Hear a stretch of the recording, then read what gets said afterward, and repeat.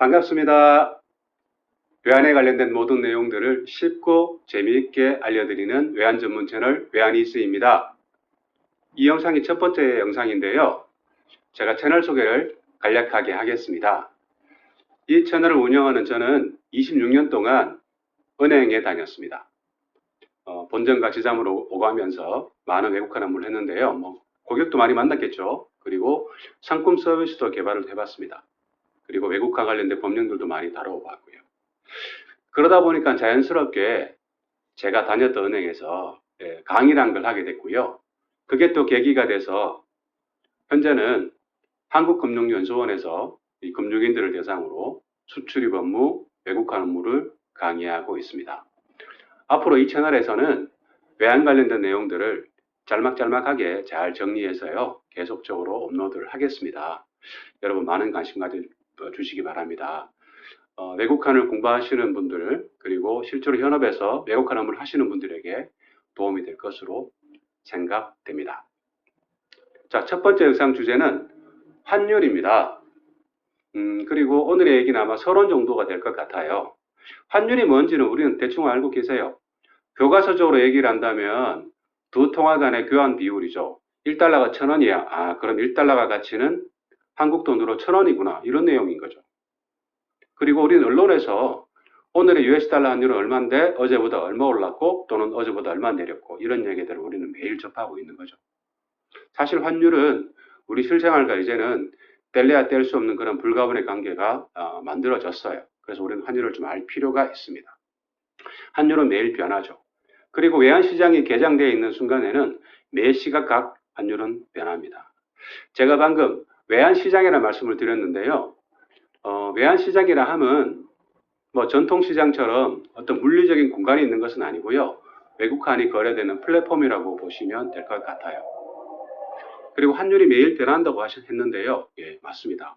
환율이 변하게 되면 우리 개인이든 기업이든 또는 국가 전체적으로든 많은 영향을 받아요.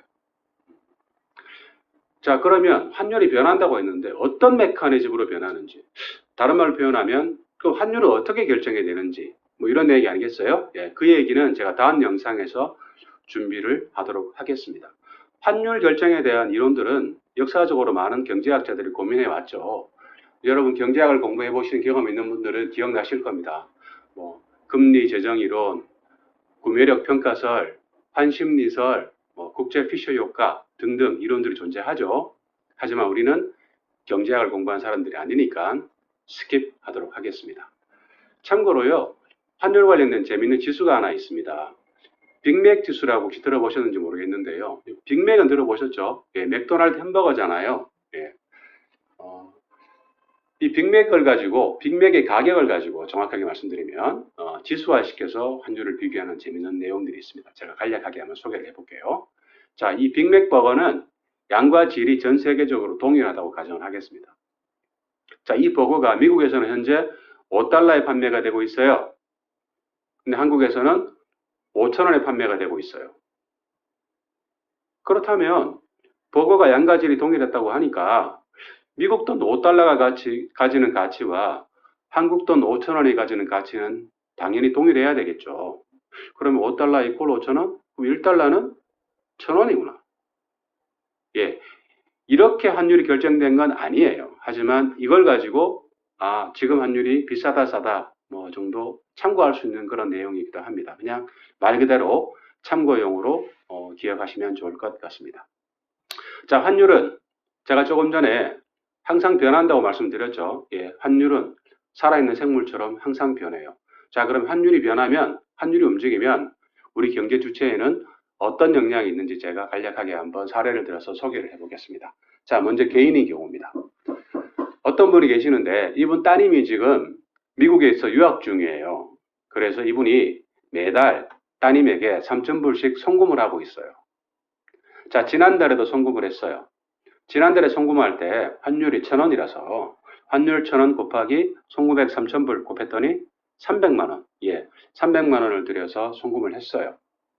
자, 이번 달에도 송금을 하려고 합니다. 그런데 환율을 봤더니 올랐어요. 환율이 1,100원이래요. 그럼 이분 얼마가 필요하죠? 환율 1,100원 곱하기 송금액 3,000불하면 330만 원이 필요해진 거죠. 지난달보다 30만 원이 더 있어야 돼요.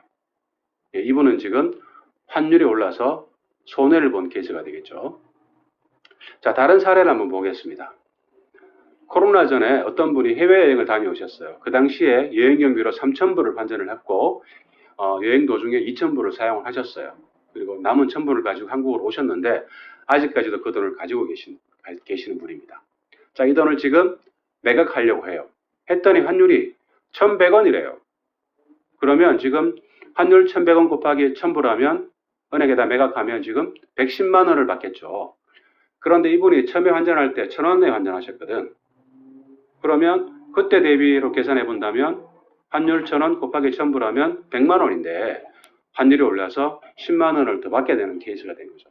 예, 환율이 올라서 이득을 본 케이스입니다. 자, 이렇듯 개인들도 환율이 변함에 따라서 영향을 받는다는 거죠. 자, 그럼 기업들은 어떨까요? 예, 기업들은요, 개인들보다 영향이 더 커요. 왜 그럴까요? 기업들은 개인들보다 일단 거래를 많이 하겠죠. 예, 거래 빈도가 많아요. 그리고 거래 단위도 크겠죠. 예, 금액도 클 거예요. 그러다 보니까 당연히 거래도 많이 하고 금액도 크니 개인들보다는 영향을 더 크게 받겠죠. 자, 기업들의 사례를 제가 간략하게 한번 설명을 해보겠습니다. A사가 있어요. 어떤 기업 A사가 있는데 이 기업은 지금 미국으로 한국산 물건을 10,000브로치를 수출하려고 해요. 그러니까 지금 환율이 1,000원이에요. 그래서 수출 대비 언제 받냐 하면 한국에서 물건이 선적이 되고 미국 수입업자가 물건 받은 다음에 송금을 해주기로 했어요. 그리고 계약을 체결했습니다. 그러다가 지금 이제 송금이 들어왔어요. 근데 환율을 봤더니 환율이 올랐네?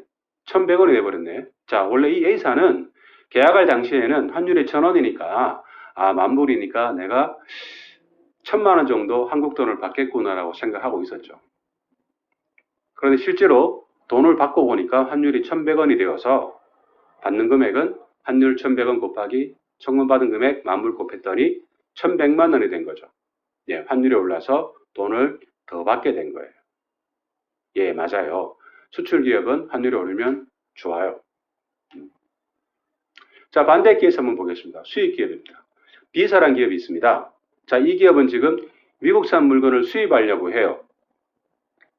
그리고 지금 그 계약을 오늘 합니다. 오늘 환율은 1,000원이에요. 그 수입 대금은 언제 결제할 거냐 하면 미국에서 물건 선적되고 한국에서 물건 받은 다음에 결제해 주기로 합니다. 자, 실제로 물건을 받았어요. 자, 지금 결제를 해야 돼요. 근데 지금 결제하려고 봤더니 환율이 올랐어. 1,100원인 거죠. B사는 계약할 당시에는 환율이 1,000원이었으니까 내가 1,000만 원이면 그 물건을 수입할 수 있겠구나라고 생각을 했었죠. 그런데 실제로 송금할 때 갔더니 환율이 1,100원이 돼서 1,000만 원 가지고는 부족한 상황이 돼버린 겁니다. 그래서 추가로 100만 원을 더 준비해야 되는 거죠. 예, 이렇듯 수입 기업은 환율이 오르면 손해를 봐요. 자, 기업들은 환리스크가 크죠. 예, 환율 변동에 따라 영향을 많이 받아요. 그래서 기업들은 기본적으로 환리스크를 좋아하지 않겠죠. 이걸 없애려고 노력을 해요. 자, 은행과 상의를 하면 뭐 선물하는 거래를 할 수도 있고요. 또는 통화 옵션 거래를 할 수도 있고 뭐 통화 수합 거래도 가능합니다. 여러 가지 파생금융 상품을 통해서 환리스크를 해치할 수 있다. 이렇게 말씀을 드립니다.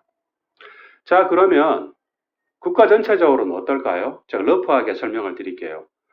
환율이 움직이면 당연히 국제 수지 관련된 내용들이 많이 변합니다. 그렇죠. 그럴 수밖에 없겠죠. 그리고 통화량에도 영향이 있어요. 아울러서 환율이 변하면 우리나라 주식시장에도 영향을 주죠. 그리고 물가에도 영향을 줍니다. 물가는 왜 어떻게 영향을 줄까요? 자, 환율이 올랐어요. 그러면 오른 환율에 따라서 수입을 하게 되죠. 과거보다는 수입 단가가 비싸지겠죠. 그럼 소비자들은 과거에 쌀 때 구매할 때 금액보다도 많은 금액을 지불해야 돼요. 당연히 물가는 오르는 겁니다. 이렇듯 환율은 이제 개인, 기업, 국가 알 것 없이 모든 경제 주체들에게 다 영향을 미치고 있다는 겁니다. 자, 오늘 영상 이 정도 할게요. 내용 어렵진 않으시죠? 혹시 어렵다. 한 번 더 보세요. 그래도 잘 이해가 안 된다. 그럼 또 한 번 더 보세요. 그러면 이해가 되실 겁니다. 그리고 구독과 좋아요 잊지 마시고요. 다음 영상에서는 환율이 어떻게 결정되는지 그런 메커니즘들하고 환율의 종류에 대한 얘기를 해보겠습니다. 여러분 감사합니다. 다음 영상에 뵙겠습니다. 안녕.